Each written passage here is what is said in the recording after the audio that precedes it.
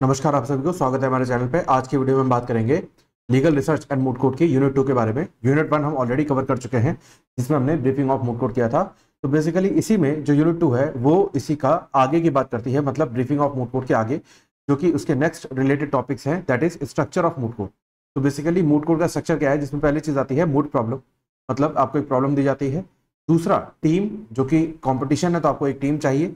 And then memorial, जो आप return submission देते हो उसको बोलते हैं मेमोरियल। उसके अंदर पहला टॉपिक आता है हाउ टू अप्रोच प्रॉब्लम, मतलब जो मूड प्रॉब्लम दी है उसके बेसिस पे मेमोरियल बनाया जाता है और उसका अप्रोच प्रोसेस क्या है। नेक्स्ट आता है आपका topic identifying the issues using different resource authorities to substantiate the arguments framed for both sides. तो बेसिकली जो इश्यूज हैं, जो क्या है इश्यूज, मतलब मूड प्रॉब्लम में जो इश्यूज आपको बनाने हैं जिसपे आप रिलीफ क्लेम करने वाले हो इन मूड कोर्ट, वो इश्यूज का आइडेंटिफिकेशन प्लस रिसोर्स क्या है, अथॉरिटीज क्या है, ताकि आपकी जो आर्ग्यूमेंट्स हैं वो सब्सटैंशिएट हो सके, मतलब उनमें सब्सटेंस ऐड किया जा सके। How to court cases and other authorities in the memorial. तो बेसिकली ये ड्राफ्टिंग ऑफ मेमोरियल का ही एक पार्ट है। Then bibliography. उसके बाद बिब्लियोग्राफी क्या होता है कि बिब्लियोग्राफी का मतलब ये है कि जिसमें आपने सोर्सेज लिखने होते हैं कि आपने कहां से क्या चीज अडॉप्ट की है या फिर कहां से क्या चीज को मेंशन किया या रेफर किया है। देन आता है आपका next topic, that is oral pleadings. उसके अंदर आपका सब टॉपिक्स आते हैं qualities of good mooter, language, court manners, appearance and presentation, emphasis on law. तो बेसिकली ओरल प्लीडिंग्स मतलब क्या है, पहले तो मूड प्रॉब्लम, फिर टीम, उसके बाद रिटर्न सबमिशन करते हो और फिर उसी रिटर्न सबमिशन को आप ओरली प्रेजेंट करते हो। तो बेसिकली ये आपका टॉपिक है। इसमें कोई भी इंपॉर्टेंट ऐसे कोई बहुत इंपॉर्टेंट टॉपिक नहीं है, सारे ही इंपॉर्टेंट है, बिकॉज ये सारे टॉपिक्स आपसे 5 मार्कर्स में तो पूछे ही जा सकते हैं, प्लस 12.5 में आपसे कोई भी एक बड़ा क्वेश्चन मिक्स करके पूछ सकते हैं। तो स्टार्ट करते हैं फर्स्ट टॉपिक से, दैट इज मूड प्रॉब्लम। तो मैंने जब पिछली क्लास में बताया था तो मूड कोर्ट में आपको मैंने पूरा ब्रीफिंग बता दिया था कि एक डमी कोर्ट होता है जहां पे एक डमी प्रॉब्लम दी जाती है, मतलब फिक्शनल सिचुएशन जो कि एक्चुअल में नहीं होती। जब आप एडवोकेट बन जाओगे तो आपके सामने जिस टाइप की सिचुएशन आती है वो रियल लाइफ सिचुएशन होती है, बट जो मूड प्रॉब्लम होती है, मतलब जो फिक्शनल सिचुएशन जिसके बेसिस पे आप अपना केस लड़ते हो या फिर जिसके बेसिस पे आप अपना केस प्रिपेयर करते हो, उसको बोला जाता है मूड प्रॉब्लम। ठीक है, तो बेसिकली क्या होती है फिक्शनल सिचुएशन। तो इसके अंदर क्या है, what is a moot problem? A moot problem is a hypothetical legal case designed to stimulate real life litigation for the purpose of academic training, primarily used in moot exercises. It serves as central framework around which law students prepare written memorials, that is argument, and present oral submissions before moot court or tribunal. तो basically क्या है, ये hypothetical legal case है। मतलब hypothetical मतलब that is in imagination, जो कि purely imagination के बेसिस पे होता है, और कभी कभार ये जो इमेजिनेशन है वो रियल सुप्रीम कोर्ट या हाई कोर्ट की जजमेंट के फैक्ट्स भी होते हैं, बट प्योर फैक्ट्स नहीं होंगे, कभी भी उसको थोड़ा सा मैनिपुलेट कर देते हैं।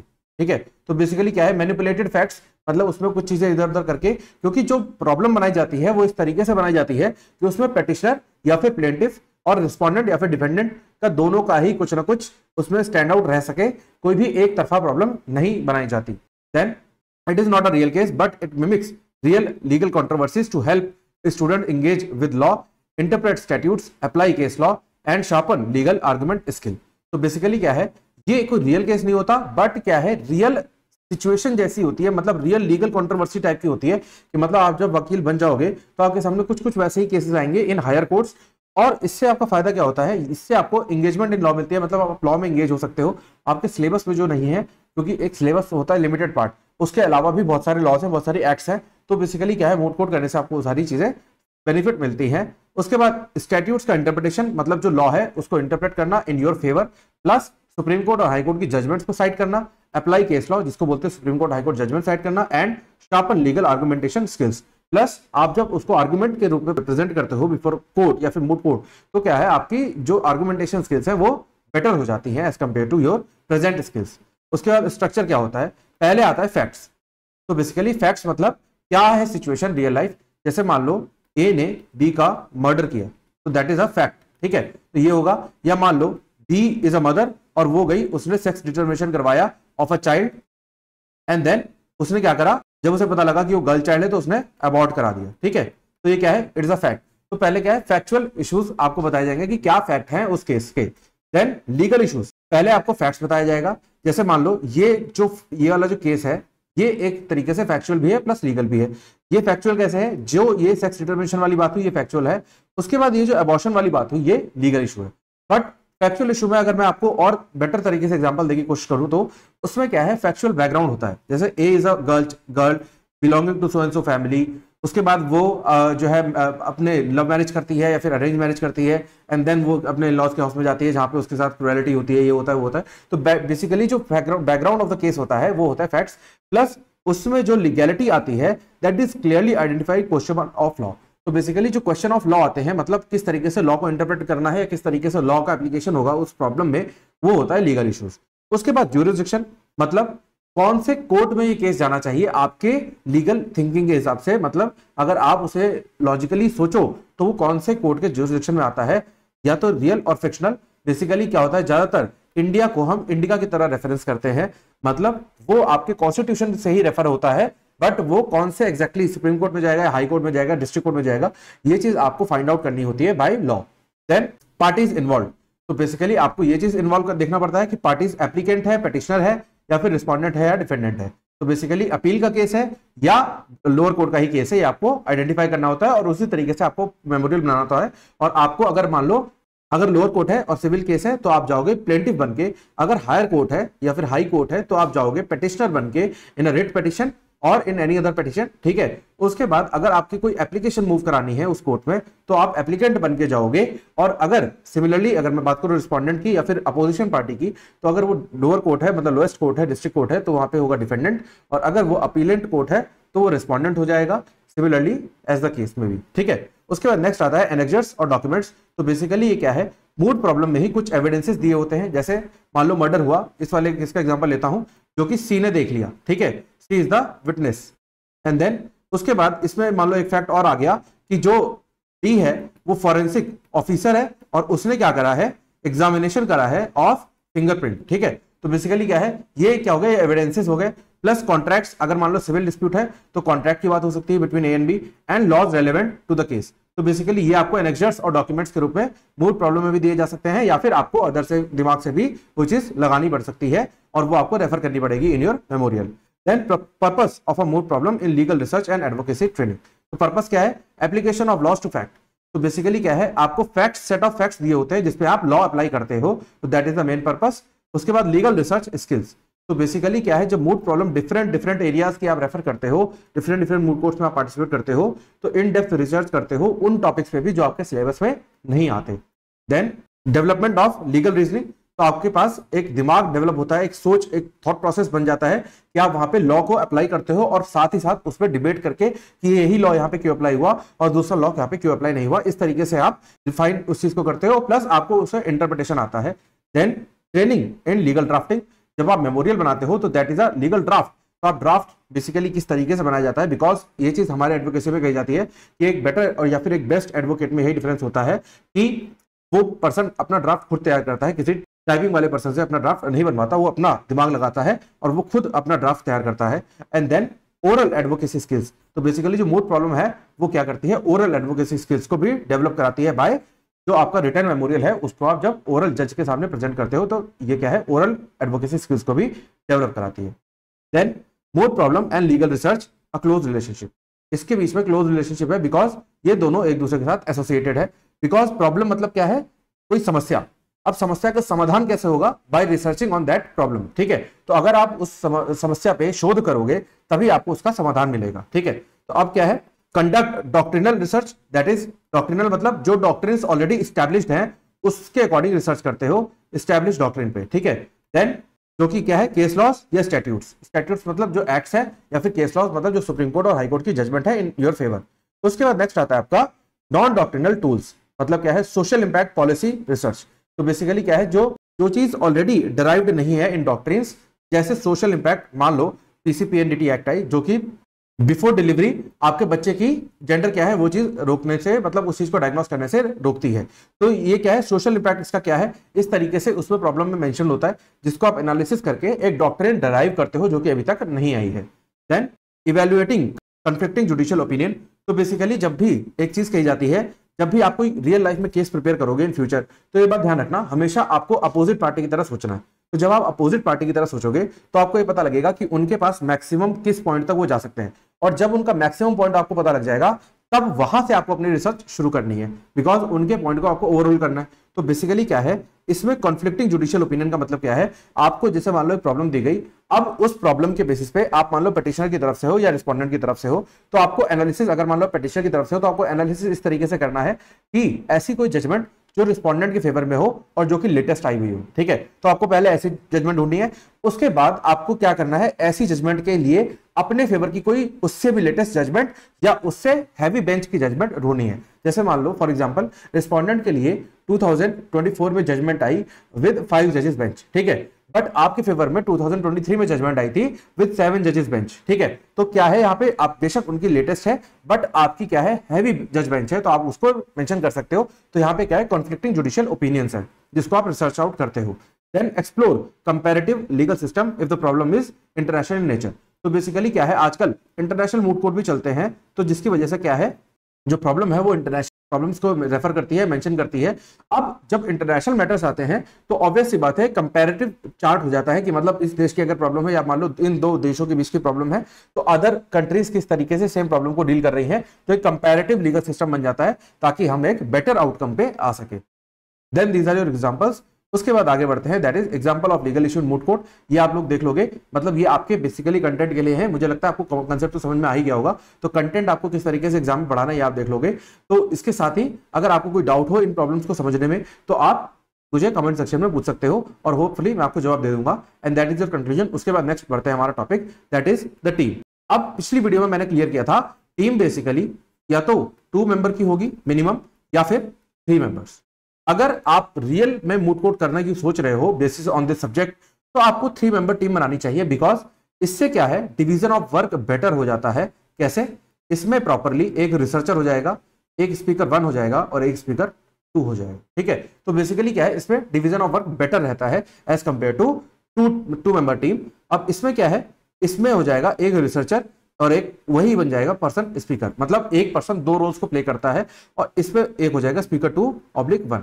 अगर ये स्पीकर 2 है तो ये स्पीकर 1 हो जाएगा और अगर ये स्पीकर 2 नीचे वाला है तो स्पीकर 1 ये हो जाएगा, ठीक है। तो बेसिकली क्या है इसमें रिसर्चर को एज अ स्पीकर भी रोल प्ले करना पड़ता है। तो बेटर ये रहता है कि अगर एक पर्सन पे एक काम रहे तो वो उस काम को बहुत अच्छे से डेप्थ में कर सकता है। तो दैट विल बी बेटर कि अगर आप 3 मेंबर टीम को लेकर जाते हैं। बट मिनिमम अगर मैं आपको एग्जाम पॉइंट पे बताऊं तो मिनिमम ये चीज रिक्वायर्ड है कि मिनिमम 2 लोग तो होने ही चाहिए, मतलब एक अकेला इसमें पार्टिसिपेट नहीं कर सकता। In the context of moot court the team refers to a group of students participating who represent either petitioner और अपीलेंट और रिस्पोंडेंट और डिफेंडेंट, ठीक है। तो बेसिकली जब भी आप मूड कोर्ट करते हो तो आपको दोनों साइड के मेमोरियल बनाने होते हैं, क्योंकि एक राउंड में आप क्या होते हो पिटिशनर होते हो और एक राउंड में आप क्या होते हो रिस्पोंडेंट होते हो या फिर डिफेंडेंट होते हो, ठीक है।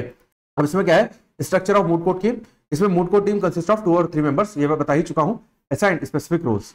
तो बेसिकली क्या है जो स्पीकर 1 होता है वो लीड काउंसिल होता है, मतलब जब भी केस की शुरुआत होती है जनरली वो स्पीकर 1 के थ्रू कराई जाती है। और जो स्पीकर 1 या 2 ये तो नंबर होता है, बट मेन चीज ये होती है जो भी कैंडिडेट आपकी टीम में बहुत अच्छा स्पीक करने में, जिसकी स्पीकिंग स्किल्स बहुत अच्छी है, उसको भेजा जाता है सबसे पहले केस को रेफर करने के लिए, साइट करने के लिए। क्योंकि सबसे पहले जो स्पीकर 1 जाता है उसको ब्रीफ में फैक्ट्स बताने होते हैं। देन जो उसमें मेजर इश्यूज हैं, जो भी मेजर इश्यूज आप डील करने वाले हो आपकी तरफ से एज अ पिटिशनर और एज अ रिस्पोंडेंट, आपको स्पीकर 1 को जो आपको पहला पर्सन जा रहा है उसको ही जज को बताना होता है कि मैं सो इश्यूज डील करूंगा। और ये चीज ध्यान रखनी चाहिए आप लोगों को, जो मेजर इश्यूज जो इंपैक्टफुल इश्यूज हो वो स्पीकर 1 या फिर जो पर्सन बेटर स्पीकर होगा आपकी टीम में वो डील करे, ताकि आपके फेवर की बात रह सके, ठीक है। Present first part of oral argument deal with jurisdiction primary issues and first major issue in the problem. तो बेसिकली ज्यूरिसडिक्शनल इशू तो स्पीकर 1 ही डील करेगा, बिकॉज सबसे पहला क्वेश्चन यही आता है कि जो केस आप फाइल कर रहे हो किसी भी कोर्ट में, जैसे मान लो आपने मूड कोर्ट को समझा कि वो हाई कोर्ट में केस होना चाहिए, तो आप मूड कोर्ट को एज अ हाई कोर्ट मान के चलोगे। और हाई कोर्ट में जब आप केस फाइल करोगे तो सबसे पहले क्वेश्चन ये आता है इन रियल लाइफ ऑल्सो कि जो केस है वो ज्यूरिसडिक्शन में आता है हाई कोर्ट के या फिर नहीं। अगर ज्यूरिसडिक्शन में नहीं आएगा तो आप केस हार जाओगे, ठीक है। तो सिमिलरली एज फॉर रिस्पोंडेंट, तो रिस्पोंडेंट का एम क्या होगा कि वो ये प्रूव करेगा कि ज्यूरिसडिक्शन में नहीं आता। जो पिटिशनर होगा उसका एम क्या होगा कि वो ये प्रूव करेगा कि ज्यूरिसडिक्शन में आता है, ठीक है। देन प्रिलिमिनरी इश्यूज, जो प्रिलिमिनरी इश्यूज बनाए हैं जो कि रिलेट करते हैं किससे, जो बेसिक इश्यूज है, मतलब जो मेन इश्यूज से हटके जो प्रिलिमिनरी इश्यूज, मतलब जिसमें सबसे पहले कोर्ट का ध्यान जाना चाहिए वो इश्यूज। उसके बाद जो मेजर इश्यूज है उसमें से कुछ इश्यूज जो है वो फर्स्ट स्पीकर डील करता है। उसके बाद स्पीकर 2 दैट इज को काउंसिल, इसमें सेकेंड पार्ट ऑफ आर्गुमेंट, मतलब जितने भी लेफ्ट आउट जो इश्यूज है वो, उसके साथ साथ ये प्रेयर पार्ट को भी डील करता है, ठीक है।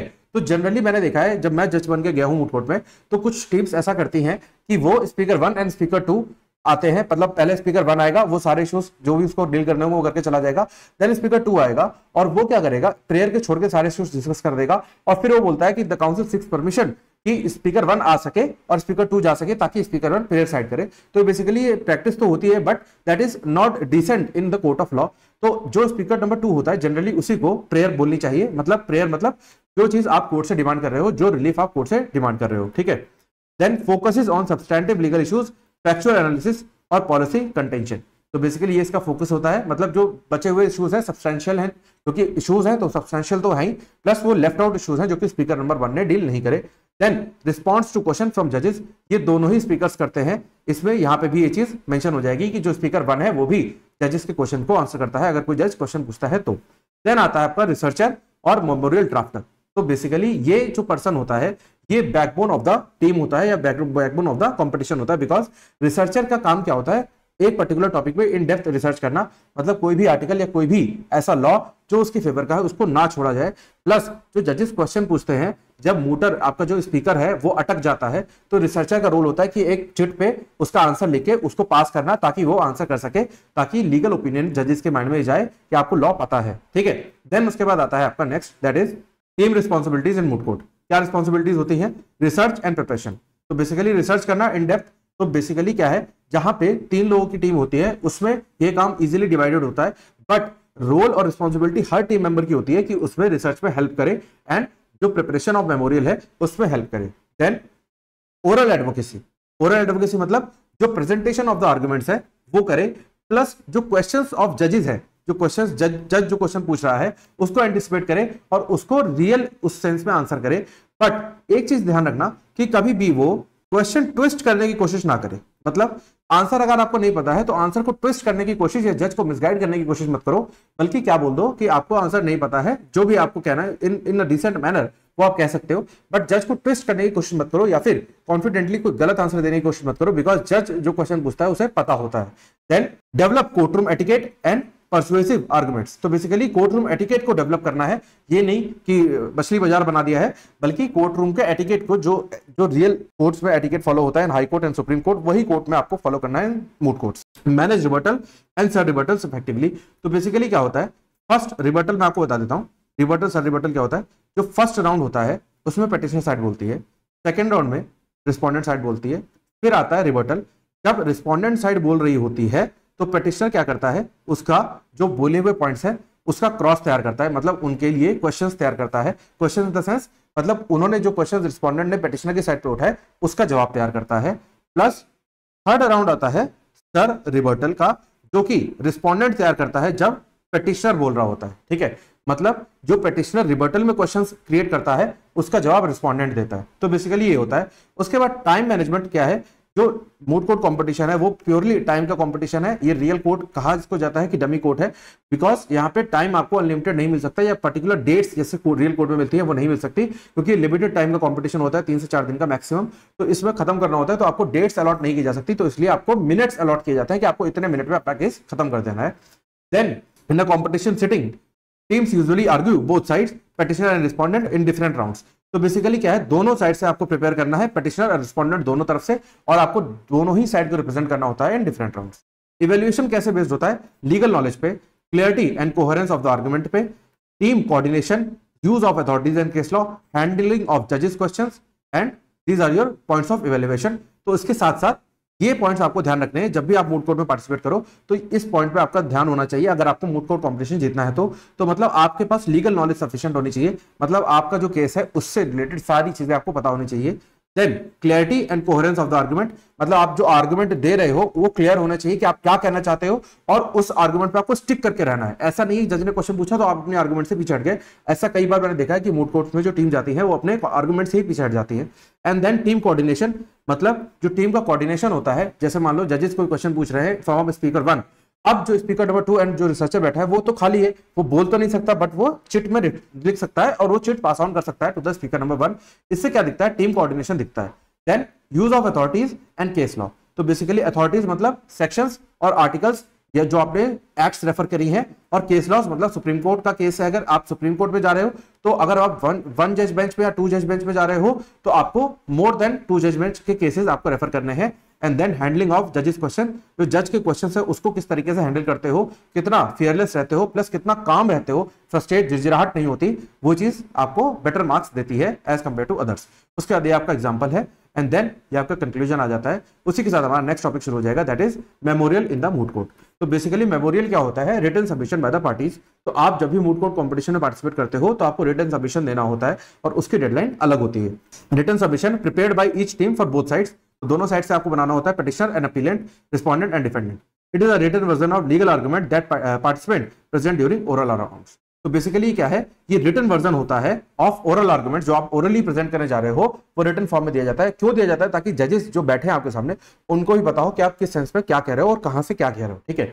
उसके बाद इसका जो इंक्लूसिव होता है वो क्या होता है, बेसिकली हर जो मूड कोर्ट कंपटीशन होता है इसका कोई फिक्स फॉर्मेट नहीं होता, बट हर जो मूड कोर्ट कंपटीशन होता है उसके अलग रूल्स एंड नॉर्म्स होते हैं फॉर प्रिपेयरिंग मेमोरियल, ठीक है। तो इसमें एक कवर पेज होता है, टेबल ऑफ कंटेंट्स मतलब आपने क्या क्या चीजें इंक्लूड करी है, पेज नंबर वाइज लिखी होती है, स्टेटमेंट ऑफ फैक्ट्स मतलब जो फैक्ट्स है उसको शॉर्ट समरी में लिखा होता है, इश्यूज क्या है वो समरी में लिखे होते हैं, समरी ऑफ आर्गुमेंट्स मतलब आपकी जो डिटेल्ड आर्गुमेंट है जिसमें केस लॉ साइटेड है उसका क्रक्स लिखा होता है, डिटेल्ड आर्गुमेंट्स या फिर इसको बोलते हैं हम आर्गुमेंट्स एडवांस्ड, ठीक है। तो बेसिकली ये क्या है, जो आपने समरी ऑफ आर्गुमेंट बनाया था मतलब आपके जो इश्यूज थे उसकी जो समरी बनाई थी उसी इश्यूज को इन डेप्थ इन डिटेल बताते हो with case laws and with sections और विद आर्टिकल्स, मतलब जो भी आपके रेफरेंसेस के लिए स्टैट्यूट्स हैं उनको रेफर करते हो। फिर आता है आपका लास्ट में प्रेयर, मतलब आप कोर्ट से क्या डिमांड करना चाहते हो, मतलब आप कोर्ट से क्या चीज चाहते हो, और फिर आता है आपका बिब्लियोग्राफी मतलब आपने कौन सी चीज कहां से साइट करी है। देन साइटेशंस, केस लॉज की साइटेशंस होती है, AIR वगैरह, AIR SCC वगैरह ये सारी साइटेशंस हैं। स्टैट्यूट्स, कमेंट्रीज, तो बेसिकली अगर आप कोई इंटरप्रिटेशन उठा रहे हो तो आपने कौन सी कमेंट्री की कौन सी वॉल्यूम से उठाई है, स्टैट्यूट्स मतलब आपने कौन कौन से लॉ रेफर करे हैं, तो ये सारी चीजें आपको मेमोरियल में लिखनी होती है। अब इसमें जो फर्स्ट चीज आती है वो how to approach a problem आती है, तो इसका स्टेप बाय स्टेप इवैल्यूएशन में लिखा हुआ है, that is read the moot court problem thoroughly. तो बेसिकली आज की डेट में जो डिजिटल एरा आ गया है उसमें सबसे बड़ी प्रॉब्लम ये है कि हम सारी चीजें ऑनलाइन पढ़ना चाहते हैं, उसका प्रिंट आउट नहीं निकालते, जो अवॉइड करते हैं। बट अगर आप देखो तो इसका एक बेनिफिट तो है कि पेजेस बढ़ते हैं, बट अगर आपके पास प्रॉपर टेक्नोलॉजिकल चीजें नहीं है तो आप उसको चीजों को मेमोराइज नहीं कर पाओगे, प्लस इन डेप्थ जो अंडरलाइनिंग स्टडी जो मैं यूजुअली प्रेफर करता हूं वो नहीं कर पाओगे। तो आपको क्या करना है, सबसे पहले तो आपको इन डेप्थ मूड प्रॉब्लम पढ़नी है, मतलब लाइन बाय लाइन आपके उसमें जो इंपॉर्टेंट फैक्टर्स हैं वो अंडरलाइन होने चाहिए ताकि आप उसको मेन टाइम पे रेफर कर सको। और जब मेमोरियल बनाओ तो उस जो मेन फैक्ट्स हैं, जो डेट्स हैं, जो मेन फैक्ट्स हैं, जो सिचुएशंस है, जो मेन प्लेसेस है, जिस चीज से मान लो कोई क्रिमिनल केस है तो जिस चीज से क्राइम हुआ है, जो वेपन है, वो सारी चीजें आपको पता होनी चाहिए ऑन टिप्स, तो उसी चीज को आप रेफर करोगे इन मेमोरियल। अंडरस्टैंड पार्टीज इन्वॉल्व, जो पार्टीज हैं वो आपको पता होनी चाहिए कि कौन कौन सी पार्टीज है, कितने नाम है, कौन का किस नाम का क्या रोल है, ज्यूरिसडिक्शन क्या क्षेत्राधिकार, कौन से कोर्ट का ज्यूरिसडिक्शन लगेगा, फैक्ट्स एग्जैक्टली क्या है और लीगल इश्यूज क्या है, ठीक है। Then identify if the problem relates to constitutional law, criminal law, international law etcetera, because ये चीज का आइडेंटिफिकेशन जरूरी है क्योंकि आप इससे डिसाइड करोगे ज्यूरिसडिक्शन ऑफ द केस, मतलब आप कौन से कोर्ट में केस फाइल करने वाले हो, ये चीज आप इससे डिसाइड करोगे। उसके बाद क्लैरिफाई ऑब्जेक्टिव्स, तो ऑब्जेक्टिव्स जो है उसको क्लैरिफाई करना जरूरी है, मतलब आपकी जो साइड है वो किसकी है, प्लस रिलीफ और रेमेडीज आप जो मांग रहे हो वो क्या मांग रहे हो, वो बहुत ही क्रक्स में और बहुत ही टू द पॉइंट होने चाहिए। इधर उधर की बातें मांगोगे तो जज आपसे क्वेश्चन पूछेगा जिसका जवाब आप नहीं दे पाओगे। इज देयर एनी प्रेसिडेंट और landmark case that supports your case, तो बेसिकली आपको जजमेंट जरूर ढूंढनी है और कोई लैंडमार्क केस जो सुप्रीम कोर्ट का हो वो जरूर ढूंढनी है जो आपके आर्गुमेंट को सपोर्ट करता हो और जो लेटेस्ट हो, ठीक है। Break down the problem, problem को तोड़ो कैसे, कोर इश्यूज और जो सेकेंडरी इश्यूज है उनमें, और जो एम्बिगुअस फैक्ट है जो कि क्लियर नहीं है तो उनको ढूंढो, प्लस जो ग्रे एरियाज हैं, ग्रे एरियाज मतलब जहां पे आप उन एरिया को फोकस करके अपने फेवर में रिजल्ट ला सकते हो, वो चीज आपको ढूंढनी है। देन डिटरमाइन एप्लीकेबल लॉ, जो एप्लीकेबल लॉ है दैट इज कॉन्स्टिट्यूशन है, स्टैट्यूटरी लॉ है, ट्रीटीज है, कॉमन लॉ प्रिंसिपल है, वो चीज आपको देखनी है। Then identifying issues using resource to substantiate argument, तो बेसिकली क्या है, जब आप इश्यूज आइडेंटिफाई करते हो उसका कैसे आइडेंटिफिकेशन होना चाहिए, प्लस रिसोर्सेज कैसे यूज करने हैं ताकि आपके आर्गुमेंट्स सब्सटैंशिएट किए जा सके। तो आइडेंटिफाइंग इश्यूज के लिए आपको ILAC मतलब issue, law, application and conclusion, ये मेथड यूज करना चाहिए। एग्जांपल क्या है, issue weather a blank ban on public protest violets article 19(1)(a) of the constitution. मान लो ये एक इशू है जो मैंने कॉन्स्टिट्यूशनली फ्रेम करा है। तो इसमें यूज ऑफ सोर्सेज क्या होगा, प्राइमरी सोर्स क्या है, कॉन्स्टिट्यूशन, जो हमारा संविधान है वो हमारा फंडामेंटल राइट प्रोवाइड करता है अंडर आर्टिकल नंबर 19(1)(a), जिससे आप क्या कर सकते हो, इशू बना सकते हो कि आपका 19(1)(a) वायलेट हुआ। देन आईपीसी सीआरपीसी जो आपका लॉ देता है फ्रीडम ऑफ मूवमेंट का, जो आपका स्टैट्यूट है। देन सिविल प्रोसीजर कोड, अगर मान लो कोई सीबीसी में ऐसा लॉ है। एंड इंटरनेशनल कन्वेंशंस, अगर मान लो कोई ह्यूमन राइट का वायलेशन हुआ है एट इंटरनेशनल लेवल, तो आप इस तरीके से प्राइमरी सोर्स को यूज कर सकते हो। फिर केस लॉ, अगर कोई सुप्रीम कोर्ट की या हाई कोर्ट की जजमेंट है जो कि ऐसा कुछ अलाउ कर रही है तो वो आप साइड कर सकते हो। उसके बाद अब आते हैं सेकेंडरी सोर्सेस। तो पहले आपको सबसे पहले रेफर करना है प्राइमरी सोर्स, मतलब कॉन्स्टिट्यूशन या जो मेजर स्टैट्यूट्स है वो। अब सेकेंडरी सोर्स में क्या आ जाता है, journals, law commission reports, scholarly books and commentaries. तो बेसिकली क्या है, ये आपके सेकेंडरी सोर्स है, बिकॉज ये हमारे सेकेंडरी एविडेंस के पार्ट है। मतलब जो कोर्ट में भी यूज होता है, वो जो स्टैट्यूट है, जो कॉन्स्टिट्यूशन प्रोविजंस है, उसको ज्यादा तरीके से माना जाता है एज कंपेयर टू जर्नल्स और इंटरप्रिटेशंस, क्योंकि ये सारी चीजें क्या है, इंटरप्रिटेशंस ऑफ लॉ है। तो इंटरप्रिटेशन को सेकेंडरी सोर्स में माना जाता है। और सबसे पहले आपको रेफर करना है in your argument primary source, ठीक है। तो पहले प्राइमरी सोर्स पे ध्यान दोगे और फिर अगर प्राइमरी सोर्स हो जाए तब सेकेंडरी सोर्स पे आप ध्यान दोगे। उसके बाद आर्गुमेंट स्ट्रक्चर, ये क्या होगा, argument should be legal, logical and persuasive. तो बेसिकली क्या है, लीगल होनी चाहिए, मतलब लीगैलिटी पे बेस्ड होनी चाहिए, मतलब लॉ के प्रिंसिपल्स पे बेस्ड होनी चाहिए। लॉजिकल होनी चाहिए, मतलब रीजनिंग लगी हो, ऐसा नहीं बेस एंड पैर की बातें कर रहे हैं। जैसे मान लो मर्डर का केस है, उसमें आप 420 लगा रहे हो, दैट इज चीटिंग वगैरह, तो वो चीज अलाउड नहीं है, वो चीज बेवकूफी लगती है। उसके नेक्स्ट आता है पर्सुएसिव, मतलब कंपेलिंग कंक्लूजन। तो कंक्लूजन पे एक रिजल्ट निकाल के आपको आर्गुमेंट फ्रेम करना है, ताकि आपके आर्गुमेंट खत्म होते होते कंक्लूड कर सके उस चीज को। Then how to quote cases and other authorities in memorial. तो बेसिकली जो केसेस को कोट करने का भी एक तरीका है, मतलब पहले आपका केस का नाम आता है और फिर उसकी साइटेशन आती है। तो बेसिकली क्या है, format of case citation, Indian style example. तो इंडियन स्टाइल क्या है, Keshavananda Bharati versus state of Kerala, ये केस का नाम हो गया, और फिर कॉमा लगा के AIR, ये आपका क्या है, ये आपकी हो गई साइटेशन, ये चीज, ठीक है। तो इस तरीके से, बट अगर मान लो आपको बढ़िया एक मेमोरियल फ्रेम करना है, तो आपको ये साइटेशन आपको कोशिश करनी है कि आप फुटनोट पे डाल सको, ताकि क्या हो कि ये चीज आपका जो मेन कंटेंट है उसको थोड़ा शॉर्ट एम्फसाइज कर सके, और ये फुटनोट में ऐड ऑन हो जाती है कि अगर जज को रेफर करना हो साइटेशन तो वो फुटनोट के थ्रू देख सकता है। देन उसके बाद आ जाता है how to use them, use कैसे करना है। अब पहले मेंशन द केस करना है, जब आप अपना पॉइंट रेफर कर रहे हो, जिस पॉइंट में आपने उस केस को मेंशन किया हुआ है इन योर मेमोरियल, पहले उस पॉइंट को रेफर कर रहे होगे, वो बेसिक पॉइंट को। देन उस पॉइंट में उस केस को रेफर करोगे, that in Maneka Gandhi case supreme court held that right to travel is a part of liberty under article number 21। इस तरीके से आपको रेफर करना है। देन एक्सप्लेन करना है, पहले तो आपने क्या कहा कि सुप्रीम कोर्ट ने क्या कहा था इस केस पे, जो कि आपने उस पॉइंट में रेफर किया हुआ है इन योर मेमोरियल। फिर सुप्रीम कोर्ट के कहने के बाद अब ये चीज आपके केस के ऊपर कैसे अप्लाई होती है, ये चीज आपको एक्सप्लेन करना है कि आपके लिए कैसे रेलेवेंट है। तो this precedent strengthen our argument that impugned law violates fundamental rights, ठीक है। तो बेसिकली ये आपके लिए कैसे रेलेवेंट है, ये चीज आपको एक्सप्लेन करनी है। उसके बाद फुटनोट्स का यूज मैं बता ही चुका हूं। उसके बाद नेक्स्ट आता है आपका बिब्लियोग्राफी, मतलब कौन सी चीज आपने कहां से ली है, तो सोर्सेज आपको बताने हैं। तो इसमें क्या है, कंपोनेंट्स क्या होते हैं, केसेस साइटेड जो कि अल्फाबेटिकल और क्रोनोलॉजिकल ऑर्डर में लिखा होता है, एंड स्टैट्यूट्स रेफर्ड जो आप एक्ट्स रेफर कर रहे हो, बुक्स एंड कमेंट्रीज जो बुक्स एंड कमेंट्रीज मतलब जो इंटरप्रिटेशंस आप सोर्सेज ले रहे हो जहां से, website and article use for research. Website और आर्टिकल आज के डेट में डिजिटल रिसर्च चलती है, तो वेबसाइट और आर्टिकल आप जो भी यूज कर रहे हो for your research, for your interpretation of law, मतलब आपके बेनिफिट के लिए आपने जो जो रिसर्च यूज करी है तो कहां से करी है, वो बेसिकली आपको बिब्लियोग्राफी में बताना होता है। देन एग्जांपल फॉर्मेट क्या है, केसेस इस तरीके से लिखते हो, स्टैट्यूट्स इस तरीके से लिखते हो, मतलब पहले स्टैट्यूट का नाम, फिर ईयर, कौन से ईयर में वो आया था। देन बुक्स इस तरीके से लिखते हो, पहले ऑथर का नाम, फिर बुक का नाम, फिर पब्लिकेशन का नाम और फिर एडिशन का नाम। उसके बाद वेबसाइट्स तो प्रॉपर इस तरीके से लिखी जाती है। Then this is your conclusion. उसके बाद नेक्स्ट आ जाते हैं हम, that is oral pleadings in moot court. अब ओरल प्लीडिंग्स का मतलब जो चीज आपने रिटन में दी इन योर मेमोरियल, उसी को ओरली प्रेजेंट करना है बिफोर द जज। This stage is crucial at is demonstrate mooters legal reasoning, advocacy and composure. तो बेसिकली बहुत क्रूशियल स्टेज है। आप मेमोरी चाहे जितना बढ़िया बना लो उससे फर्क नहीं पड़ता, आप हार जाओगे कंपटीशन अगर आपकी ओरल प्लीडिंग्स अच्छी नहीं है, मतलब आपका प्रेजेंटेशन स्टाइल बहुत अच्छा नहीं है तो, ठीक है। तो इसमें क्या आता है, सबसे पहले लीगल रीजनिंग। तो जैसे मान लो आपने मेमोरियल एक सेट में बनाया है, बट आपको लगता है कि नहीं इसको और बेटर तरीके से प्रेजेंट करा जा सकता है, तो जरूरी नहीं है उस सेट को फॉलो करो आप, ठीक है। तो बेसिकली क्या है, लीगल रीजनिंग के बेसिस पे आपको कंटेंट वही यूज करना है जो मेमोरियल में लिखा है, बट कंटेंट को यूज किस तरीके से कर सकते हो ये आपकी बोलने की कैपेसिटी पे डिपेंड करता है। उसके बाद आता है एडवोकेसी। एडवोकेसी मतलब आपके अंदर एक डेडिकेशन होना चाहिए, एक डिवोशन होना चाहिए कि आपको अपने क्लाइंट को जिताना है। एंड देन कंपोजर मतलब कि आपकी जो मूड प्रॉब्लम है उस पे आप कंपोज रहो एंड उसी पे आप स्टिक रहो।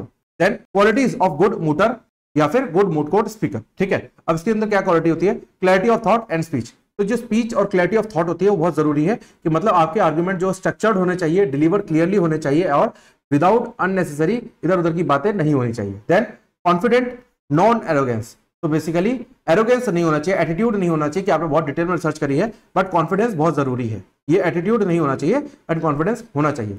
लीगल नॉलेज, प्रॉपर फैक्ट्स के बेसिस पे जो भी रेलेवेंट लॉज हैं उसके बारे में आपको पूरी नॉलेज होनी चाहिए इन डेप्थ। उसके बाद रिस्पॉन्सिवनेस, जज अगर क्वेश्चन पूछे तो उसको रिस्पॉन्स करे with due respect. And then time management, जो आपको टाइम अलॉट किया जाए बाय द कॉम्पिटिटर्स वो आपको उसको अकॉर्डिंग चलना है। एंड देन टीम कोऑर्डिनेशन, मतलब जो काउंसिल और को काउंसिल के बीच में कोऑर्डिनेशन हुआ है कि अगर मान लो 5 इश्यूज फ्रेम है तो 3 इश्यूज काउंसिल डील करेगा और 2 इश्यूज को काउंसिल, तो उसके हिसाब से चलना चाहिए। And then this is your example. उसके बाद आ जाओ लैंग्वेज। तो लैंग्वेज जो मूड कोर्ट में यूज होती है जनरली वो इंग्लिश होती है और फॉर्मल होती है, ठीक है। बेसिकली आज की डेट में कुछ हिंदी मूड कोर्ट भी होते हैं, जैसे मैं आपको बताऊं तो एमआईटी यूनिवर्सिटी का हिंदी मूड कोर्ट भी होता है, तो एमआईटी यूनिवर्सिटी का होता है, बाकी मुझे नहीं पता, बट कुछ के हिंदी मूड कोर्ट्स भी होने लगे हैं। तो फर्स्ट चीज क्या है, जो लैंग्वेज होनी चाहिए वो फॉर्मल और रिस्पेक्टफुल होनी चाहिए। जैसे जो जजेस होंगे उनको योर लॉर्डशिप्स या योर लेडीशिप्स, अगर मेल जजेस बैठे हुए तो योर लॉर्डशिप्स, और अगर फीमेल जजेस बैठे हुए तो लेडीशिप्स। अगर मान लो कंबाइंड जज बेंच है, मान लो 2 मेल जजेस हैं और 1 फीमेल जज है तो योर लॉर्डशिप कह सकते हो। अगर 2 फीमेल जजेस हैं और 1 मेल जज है तो आप योर लेडीशिप कह सकते हो। और आपको पहले क्या करना है कि आपको पहले परमिशन लेनी है कि the counsel seeks permission to refer the bench as your lordships, या फिर the counsel seeks permission to refer the bench as your ladyships, ठीक है। Then may it please the court और विद ड्यू रिस्पेक्ट, तो ये आपको ये formal phrases है जो आपको एट टाइम यूज करने हैं विद योर सिचुएशन। देन आता है प्रिसाइज एंड ऑब्जेक्टिव। तो बेसिकली क्या है, आपको बहुत ही प्रिसाइज रहना है प्लस ऑब्जेक्टिव रहना है, मतलब इधर उधर की बातें नहीं, आपको टू द पॉइंट, और वेग लैंग्वेज यूज नहीं करनी है, इमोशनल लैंग्वेज यूज नहीं करनी है। एंड देन पर्सुएसिव रहना है, use logical language to guide जजेस टू योर कंक्लूजन। तो आपको लॉजिकल लैंग्वेज में यूज करके, आपको लॉजिक पे स्टिक करके जजेस को अपने कंक्लूजन तक लेके जाना है। एंड लीगली रिच रहना है, मतलब आपके पास जो लीगल रिफॉर्म्स है, जो लीगल टर्म्स है, mens rea, res judicata, stare decisis with where relevant appropriate. तो बेसिकली क्या है, ये सारे हमारे लॉ में कहावत कही जाती है, लीगल मैगजीम्स कहे जाते हैं। तो आपको इसका यूज करना है अगर जरूरत पड़े तो, अदरवाइज अगर जरूरत नहीं है तो आपको शो ऑफ करने के लिए इसका यूज नहीं करना है। Then court manners, court etiquettes क्या है ये मैं आपको बता चुका हूं। डू नॉट इंटरप्ट द जज, अगर जज कुछ बोल रहा हो तो बीच में बोलना शुरू मत करो, जब उसका क्वेश्चन खत्म हो जाए, जब उसकी बात खत्म हो जाए तब अपनी बात को रखो। टेक परमिशन, ऑलवेज परमिशन लो। आपको जैसे उठ के डाइस तक आना है तो the counsel takes permission to move towards the dais, इस तरीके से करके परमिशन लेनी चाहिए। नेवर आर्ग्यू एग्रेसिवली, कभी भी जितना भी मान लो आपको क्वेश्चन नहीं आ रहा है या आप समझ चुके हो कि आप हार चुके हो कॉम्पिटिशन, बट फिर भी आपको गुस्सा नहीं करना, एग्रेसिव अपना नेचर दबा के रखना है जजेस के सामने। And thank the bench, always thank the bench. जब भी आप जो भी, जैसे मान लो आपने कोई आंसर दिया, अब सपोज जस्ट उस आंसर से सेटिस्फाइड था, उसने कहा ओके मूव फॉरवर्ड, ठीक है, तो क्या आपको डायरेक्टली आगे नहीं बढ़ जाना है, आपको क्या बोलना है, मच ऑब्लाइज्ड योर लॉर्डशिप्स या योर लेडीशिप्स, ठीक है। Then bad practice example, rolling eyes, sighing through tough questions. तो बेसिकली क्या है, आंखें इधर उधर घुमाते रहना, आई कांटेक्ट मेंटेन ना रखना, ये बैड प्रैक्टिस एग्जांपल है। गुड प्रैक्टिस एग्जांपल क्या है, commonly saying I shall address that point your lordship with reference to so and so, अगर आपको आंसर आता है तो। देन उसके बाद अपीयरेंस एंड प्रेजेंटेशन, ये मैं बता ही चुका था पिछली क्लास में। Presentation and grooming affect perception, formal attire होना चाहिए, मेन का ये अटायर होता है, वुमेन का ये अटायर होता है, तो ये आप पढ़ लोगे। तो हर मूड कोर्ट का अपना अपना सिस्टम होता है। एंड नीटनेस होनी चाहिए, मतलब गंदे संदे बन के मत पर चले जाओ, नहा धो लेना कम से कम उस दिन। Posture and body language, straight and face जज को फेस करते हैं, ऐसे नहीं ऐसे बैठे ऐसा कुछ नहीं होता। देन डोंट फिजिट और लीन टू द पोडियम, मतलब ऐसे झुक के नहीं आना है, हमेशा स्ट्रेट एंड एक पोस्चर मेंटेन करना होता है। यूज मिनिमल हैंड जेस्चर, मतलब ऐसे बातें करते हैं जैसे मैं पढ़ाते हुए कभी कभार हैंड जेस्चर ज्यादा यूज करता हूं, तो ऐसे नहीं करना, आपको स्ट्रेट एंड स्टीडी रहना है। कुछ कुछ बातों का आप हैंड जेस्चर्स यूज कर सकते हो, जैसे मान लो कुछ सरकाज़म में यूज करना, तो इस तरीके से आप नहीं करोगे, तो ये चीज आप अलाउड नहीं होती। And then avoid over reacting and dramatic gestures, professional poise wins. तो बेसिकली क्या है, जो ओवर एक्टिंग और ड्रामेटिकल जेस्चर्स होते हैं हाय हाय वाले, वो चीज आपको नहीं करनी है। देन एम्फेसिस ऑन लॉ, तो बेसिकली आपका जो मेन एम्फेसिस होना चाहिए वो लॉ पे होना चाहिए। Every argument must be based on law, तो बेसिकली जो आर्गुमेंट्स का जो चीजें होनी चाहिए वो लॉ के ऊपर होनी चाहिए, ना कि आपके इमोशनल ड्रामा के ऊपर, जैसे कि रियल कोर्ट्स में चलता है। अगर मैं बात करूं तो मैट्रिमोनियल केस में बहुत चलता है, जहां पे रोना धोना शुरू हो जाता है, तो वो चीज नहीं हो, बल्कि आपका जो एक्जैक्टली लॉ क्या कहता है उस पर बेस्ड होनी चाहिए। साइट स्टैट्यूट्स, जो सेक्शंस है वो जुडिशियल प्रेसिडेंट्स, जो जजमेंट्स है, एंड कॉन्स्टिट्यूशनल प्रोविजंस, जहां पे कॉन्स्टिट्यूशन एप्लीकेबल होता है वहां पे। देन उसके बाद दिस इज योर एग्जांपल, और उसी के साथ ये आपका कंक्लूजन आ जाएगा। एंड देन हमारा ये लास्ट टॉपिक था, और इसी के साथ ये हमारा हो गया यूनिट 2 ओवर। अब मिलते हैं जल्दी नेक्स्ट वीडियो में। मुझे उम्मीद है आपको समझ में आ गया होगा। अगर कोई डाउट है तो आप कमेंट सेक्शन में पूछ सकते हो। Thank you for watching and stay tuned for further updates.